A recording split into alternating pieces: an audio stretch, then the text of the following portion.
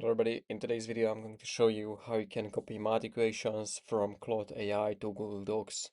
So maybe if you tried copying the equation just like this, I'm going to select it, copy, and then I would like to paste this in Google Docs. You can see that formatting is wrong and it's not how we want. So I'm going to show you how you can do this.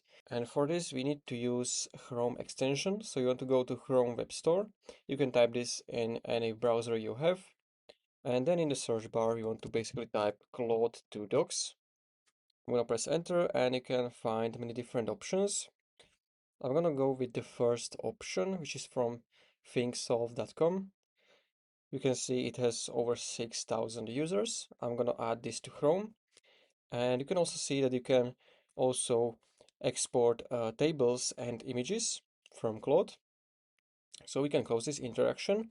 Now, once you have this in your Chrome, you can go back to Claude. I'm gonna refresh my page and you can see this little menu in top right. So if you don't see Google Docs right away, what you have to do, you want to click on this gear icon, then choose export buttons, and here you want to select Google Docs. And now you can also see export option to Google Docs. So if you click on this, it's going to export the entire conversation as Google Docs file.